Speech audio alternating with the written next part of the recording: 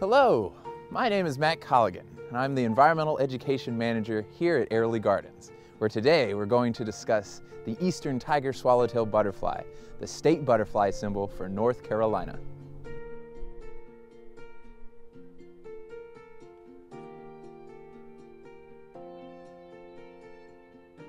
We're here today to discuss one of North Carolina's natural treasures, the eastern tiger swallowtail butterfly.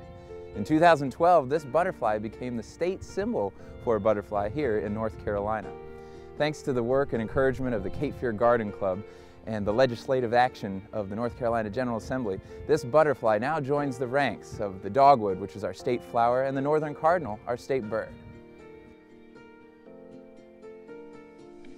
For more information about the importance of the eastern tiger swallowtail butterfly to North Carolina, here's a word from State Senator Tom Goolsbee.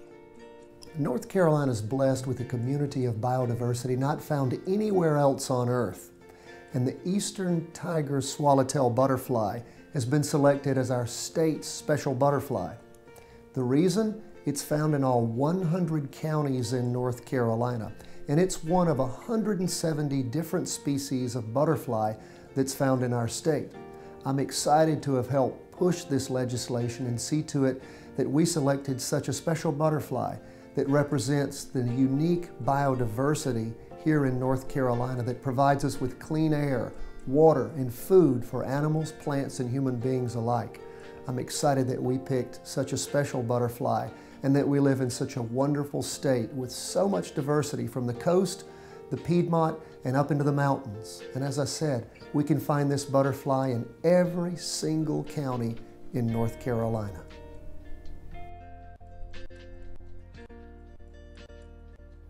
Official symbols represent the cultural and natural heritage of a place. So how did the eastern tiger swallowtail butterfly become the state butterfly symbol amongst the cast of over 170 butterflies that live within our state? To answer that question, we're going to have to go back in time to the year 1585. Raleigh, the state capital of North Carolina, is named after Sir Walter Raleigh, an English gentleman who sponsored some of the first colonial expeditions to the New World. Raleigh's plan was to establish the first permanent English settlement here in the New World.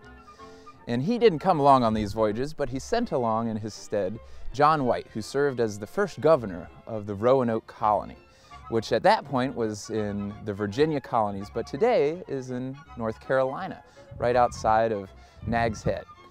And this fellow John White, who served as the governor of this Roanoke colony, he was also an illustrator and a map maker. And one of the things that he did was to draw some of the first and the most well-known record of Native American peoples here along the Carolina coast. And he studied also the language of the Algonquin people here, the Pamlico Indians as they were known. And it was during this time studying the native life and the natural life along the coast that John White illustrated the first butterfly in the New World by a European. And the butterfly he chose to illustrate happened to be the eastern tiger swallowtail butterfly. It's easy to see why John White was attracted to the eastern tiger swallowtail butterfly. It's one of the largest butterflies in the area. It's brilliant, and its tiger stripes across its bold yellow wings make it stand out very easily in the landscape. And like all butterflies, the eastern tiger swallowtail is an insect, which means it has three main body parts: the head, the thorax, the abdomen.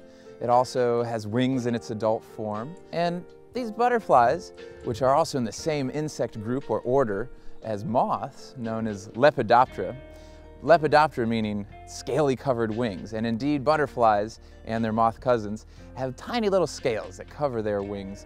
And these scales, if you look at them under a microscope, look just like the shingles on a roof or a fish's scales.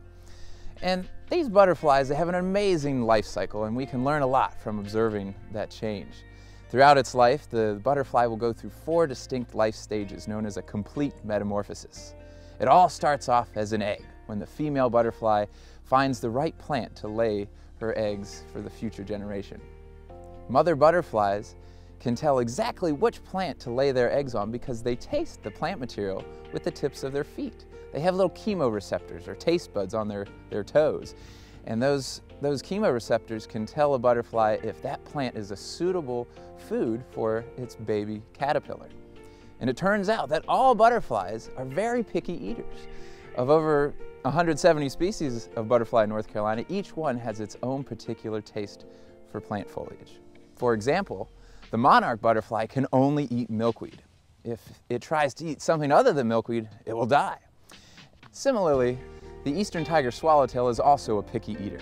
In fact, it prefers things like tulip tree and black cherry as some of its favorite host plants.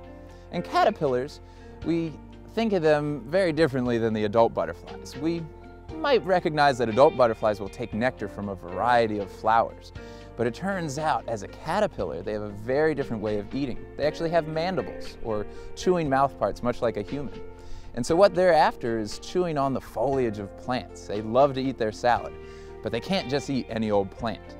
Over millions of years, these insects have developed a particular appetite and adaptations to feed on certain plants.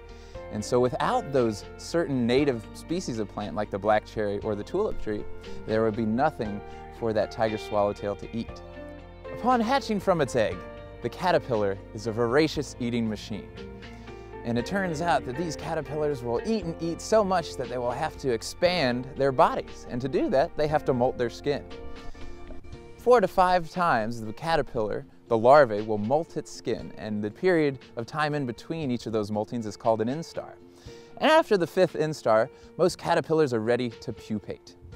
When a caterpillar decides to pupate, it creates a chrysalis, wrapping its body in a pupal skin that will protect it as the caterpillar transforms into the adult butterfly beneath. Once the adult butterfly has developed inside of the chrysalis, it's time to emerge. When that butterfly comes out of its chrysalis, it's been wrapped up in a tiny little package for quite some time, and its wings are not fully developed. So what it has to do is pump blood that is in its abdomen and inflate its wings. And this process will take a couple of hours, at the end of which the wings will be dried. Once the wings of the butterfly are dried, that butterfly can fly off, searching for nectar or to find a mate.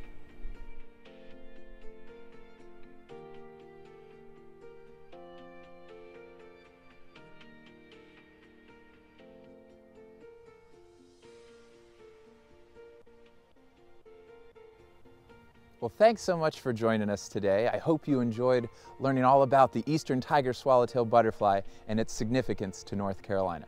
Once again, my name is Matt Colligan here at Airlie Gardens. Happy butterflying.